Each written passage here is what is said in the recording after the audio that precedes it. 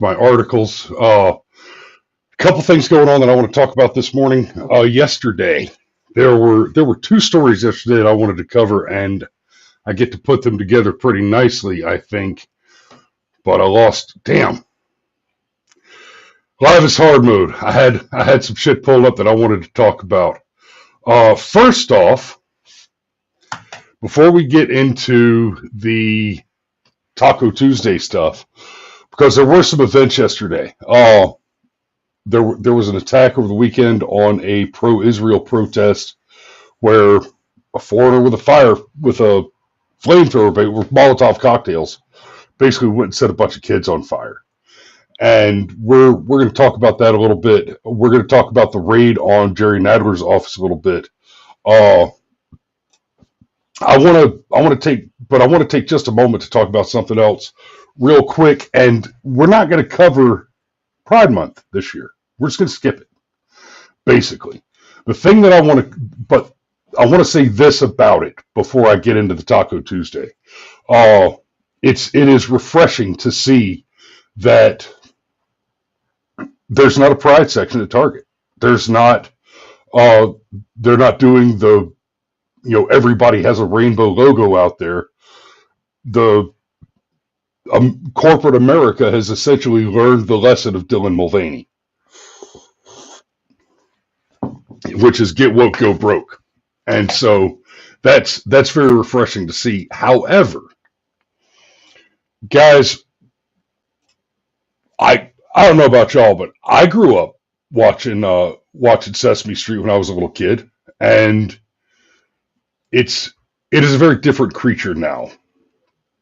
And I want to share this with you because one of the conversations that we're having,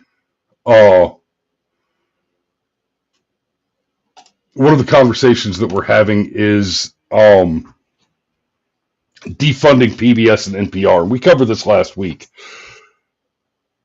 So I have to share this with you and help you understand. If you haven't seen it, keep your kids the hell away from Sesame Street. It's time to finally unveil Alan's monster makeover! Oh, it's uncanny. I'll give him this. That's a monster. Ellen looked just like Jonathan Van Ness. Cookie Monster, Cookie. That is Jonathan Van Ness. Elmo, Cookie, are you ready to see my monster piece? Ready, Jonathan! Mama Bear, some runway music, please. Oh, yeah. People and monsters alike, a round of applause for the Not Too Late Show's newest monster, Alan. Ta-da!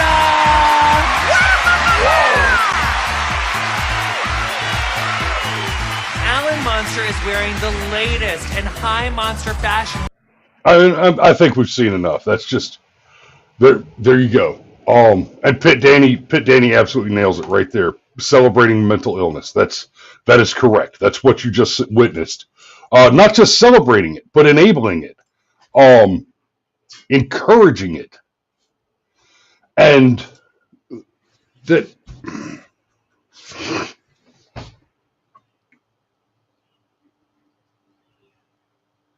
People who suffer with gender dysphoria, the whole trans community thing, they have a reported suicidality rate of about 40%. That's nearly half. This is a big saw for the lefties, because if we can't get you to kill your kids, we'll just do what we can to get them to kill themselves. If we can't convince you to have them mutilated and desecrated in the womb before they're born, then we'll do whatever we can to get them to self-terminate. Because a big, big, big deal for the entire left, Bill Gates has said it many times about reducing population, right? And you want to see that, you want to really look at the key difference between the two sides. And I'm already spending more time on this than I intended to, but Bill Gates argues that we are in danger of of a population explosion where we will have too many people and not enough resources, and all those people will be expanding the carbon footprint and exacerbating global warming. He's still making that argument and making the argument that we need to reduce the current population. And they've been working to reduce population. We are in a population collapse right now. There were about 90 million boomers, right around 80 million Gen X, right around 70 million millennials, and Gen Alpha, which closes this year, is set to be just under 40 million. That doesn't just mean Social Security collapses because there aren't enough productive workers paying into the system for the Ponzi scheme to keep rolling. That means there aren't enough employees to be had to maintain the current standard of living for the world. Now, the numbers I just cited, those are U.S. population, but that's happening everywhere on the planet with a very, very few tiny exceptions. And without getting into too much detail on those right now, it's not happening in places where population growth is useful to the overall prospects for the rest of the planet. It's happening in places where children are basically suffering in poverty and only able to survive at all because that shrinking population in the U.S. is subsidizing their continued existence. The more that population shrinks, the more those few countries that do have a positive population growth, that's going to stop. So we're looking at, we are on the verge of a total global population collapse. Now, I'm just going to have to pull stuff from Twitter this morning, from X this morning, because everything crashed right before the show and I had to pull it back up. So we had the story. Let me get Nadler's office rated.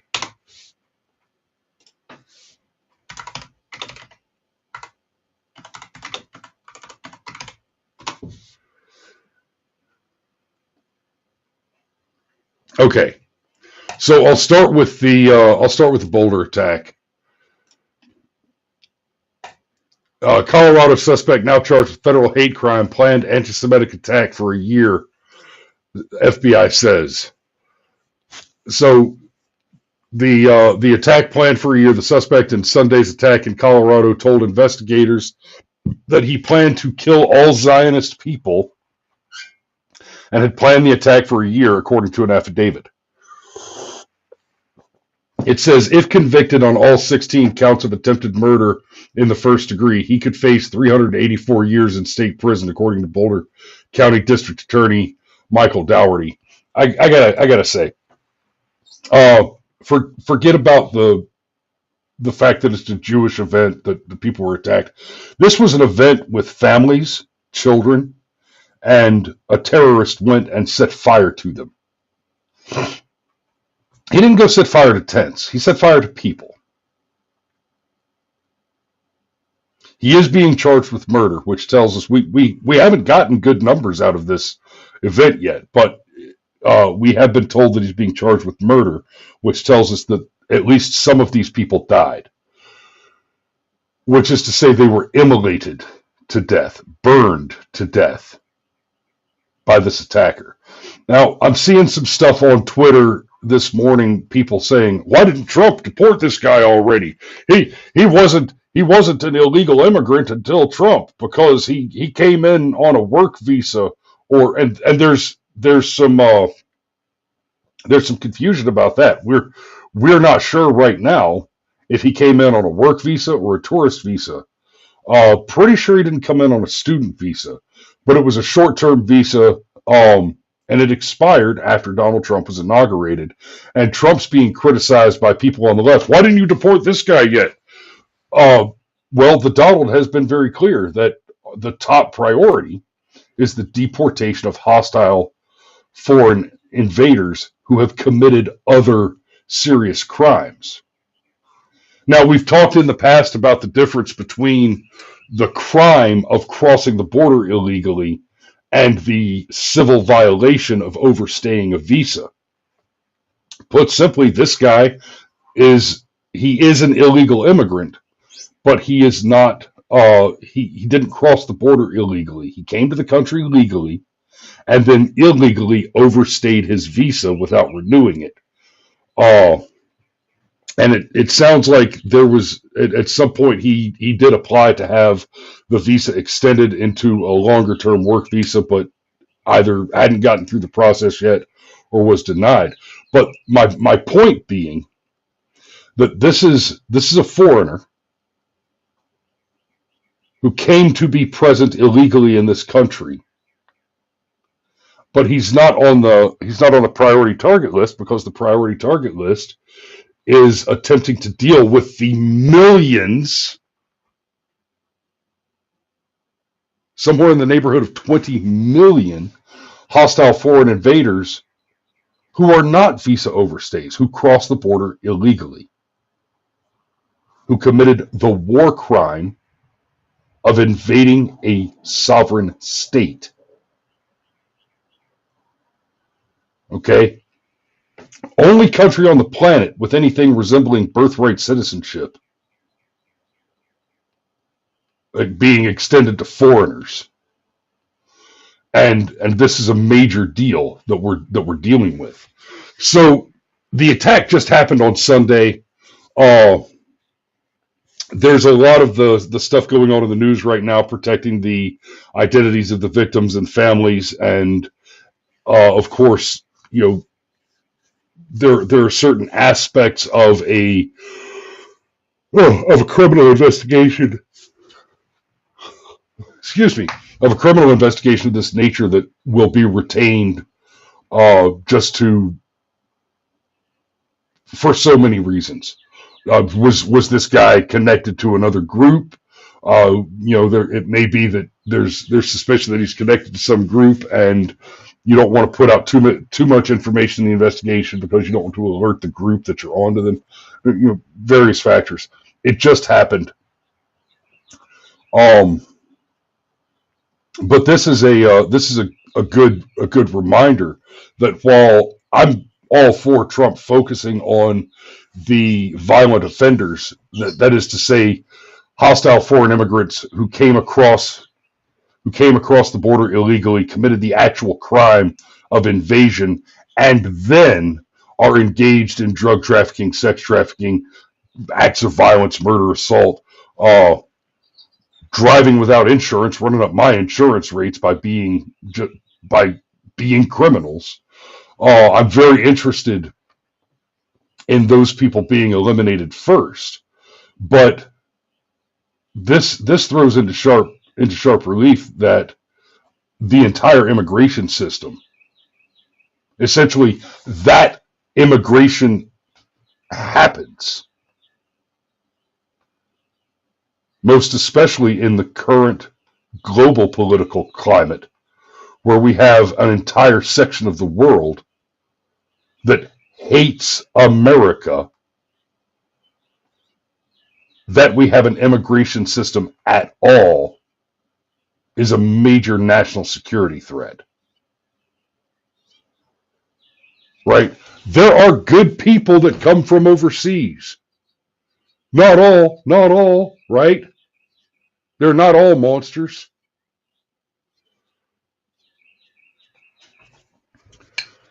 Right? Oh, well, the Democrats are all pro-abortion up to birth. Well, no, not all. Some of them don't agree with it. They vote for it. Every one of them does. Every time they vote for a Democrat. Well, no, I didn't vote for that. Yes, you did. Well, no, I voted for him because I agree with him on X, Y, and he's going to do this other thing.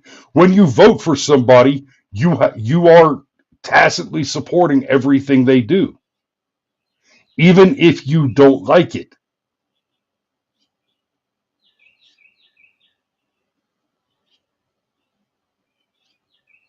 It is what it is, right? When I voted for Donald Trump, I had to look at his record on several things, and there's some places that I don't like him, and I voted for those things as well, like the bump stock deal, right? The bump stock ban.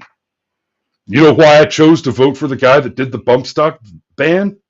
Not because I support the bump stock ban, but because the alternative is the total ban of all firearms. See, but when the Democrat makes their vote,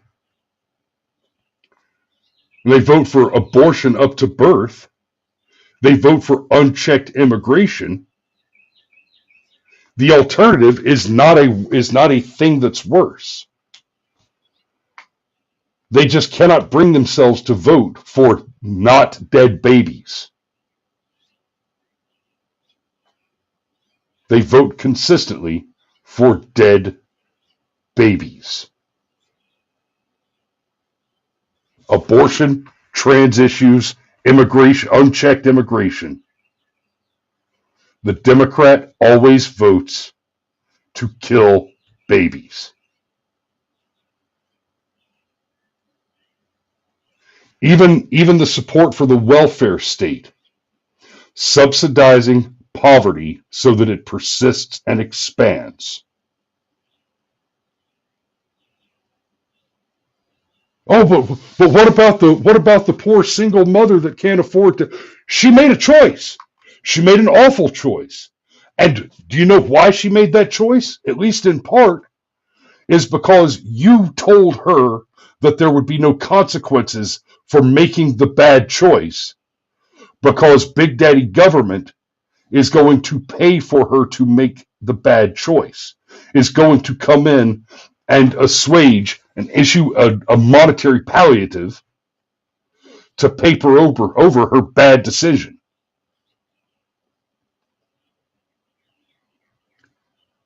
How free love do you think our teenagers and early 20-somethings would be out there with the hookup culture, getting knocked up before they're married and ready to raise babies? How much of that do you think would be going on if it posed to them a legitimate financial threat?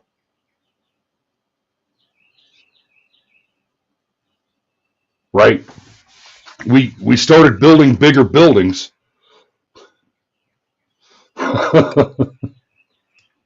We started building bigger buildings because we figured out how to make it safer to do. When you take the consequences away from bad decision making, you are subsidizing bad decision making. Right? That's how you end up with hostile foreign invaders conducting terrorist attacks on US soil. Right? Now let's take a look at and this is another part of the whole thing. We're gonna talk about this for a second, and then we're gonna get to and I'm gonna compare it to the January 6th thing. Dem Rep Gerald Nadler's aide detained by DHS agents in Manhattan office. Now they're trying to paint this like there's some nefarious thing going on. Nadler talked about Trump's Gestapo. Jesus, I hate that everything crashed, because I had videos pulled up from interviews about this. They're telling a story about how Trump's Gestapo is showing up at courthouses and arresting people to deny them due process. That's not what's happening at all. I'll remind you, we talked about the due process thing a few times. The process that is due for an illegal border crosser is that once they are identified as someone who crossed the border illegally, they're deported. That's it. Now, there there are some mechanisms where they can go for hearings to apply for asylum after the fact. They're almost always denied because asylum seekers need to go through the port of entry. There is a proper process. See, and that's an important factor here, the proper process. It is not the government in these cases that is denying the hostile foreign invader their due process. By not entering through the port of entry, by not going through the asylum process, by crossing the border illegally, which, by the way, it's not like it's an unknown, right? It's not like these people don't understand that we don't want them to cross the border without going through the port of entry, right? They understand it. We know they understand that because they pay criminals, coyotes, to help them cross the border.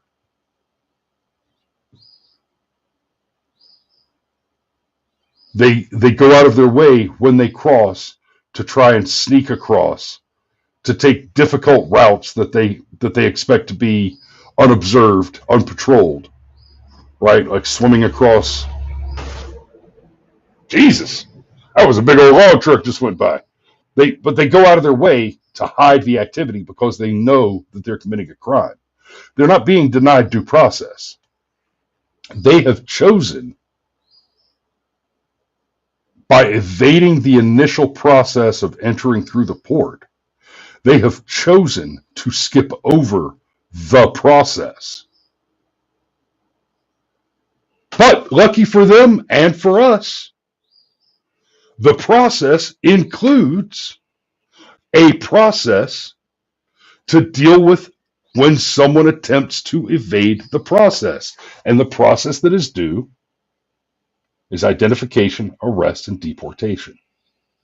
So what's happening in these courtrooms that Nadler's fussing about is that aliens are showing up for hearings related to the due process, the extra process that we're allowing them that is above and beyond the due process.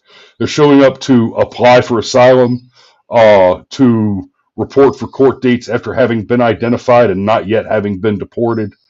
And then once the court is done with them, either dismissing their case and saying you have no case here, you do not have a legitimate petition for entry, presence, or citizenship, or what have you, you're dismissed.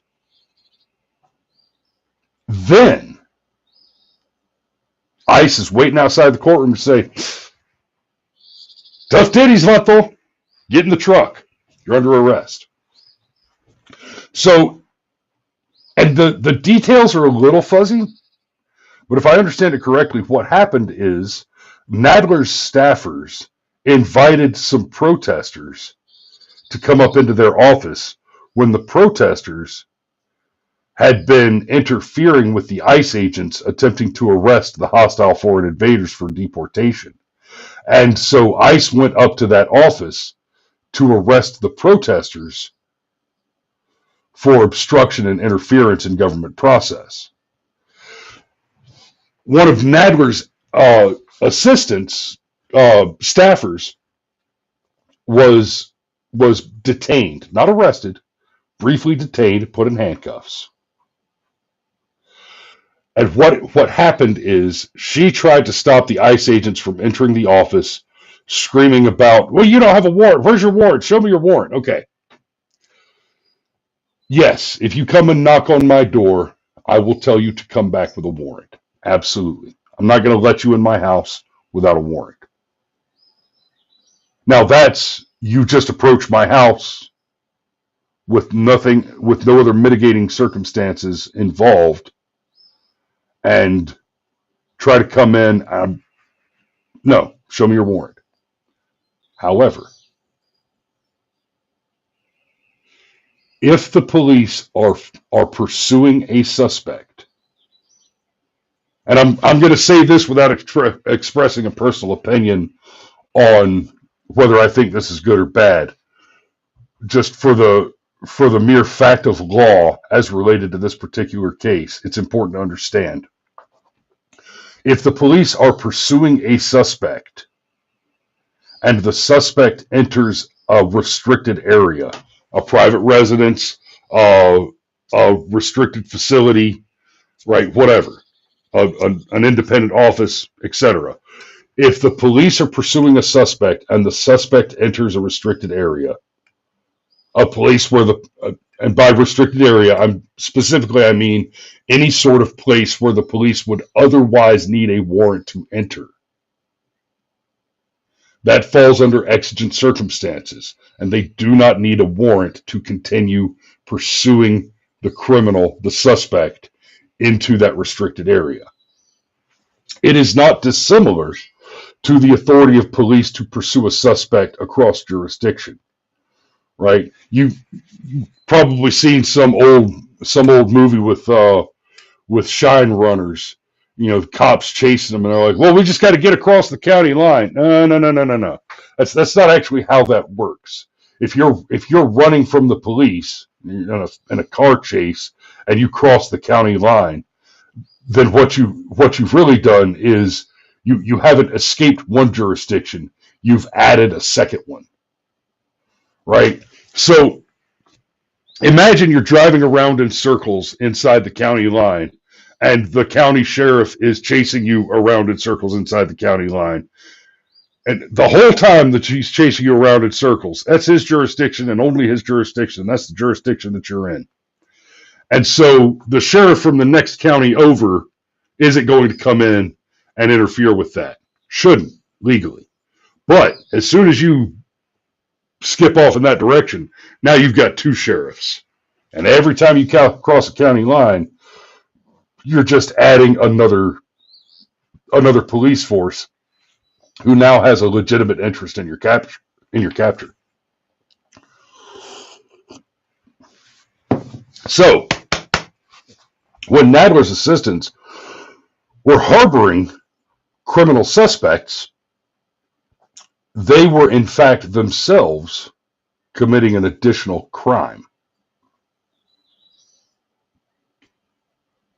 Right? They were harboring rioters, essentially, is what the claim is. So the police were not in the wrong to pursue the suspects into that area. And I know you guys have heard me be very critical of the police in the past, and I will continue to be, because there is a hell of a lot of room for improvement, especially in a force that includes so many fat cops. I despise fat cops. But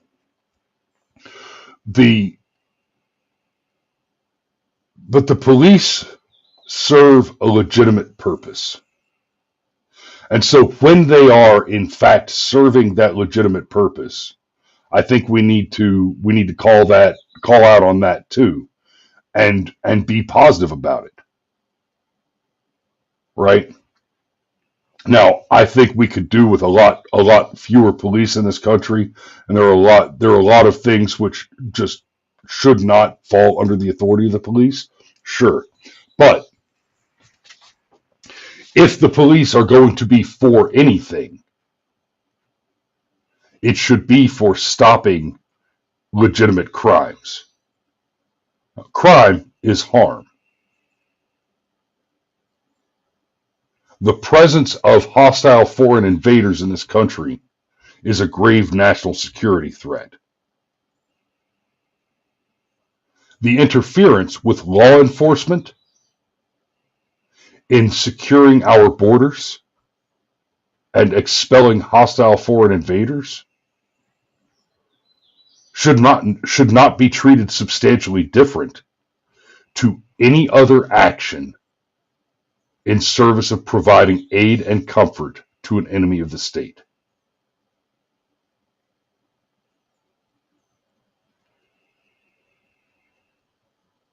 I think it really is that simple.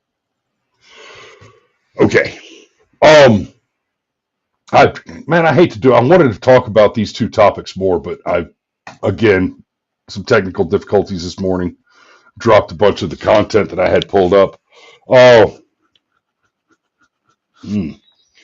like you'll note, I even used the generic backdrop because of tech problems this morning. It was actually very frustrating last half hour before the show went live. Anyway, I'm going to go ahead and put a pin in it there. I appreciate you guys for watching this morning. We'll have a better show tomorrow. Y'all be safe out there. We love you, and we'll see you tomorrow.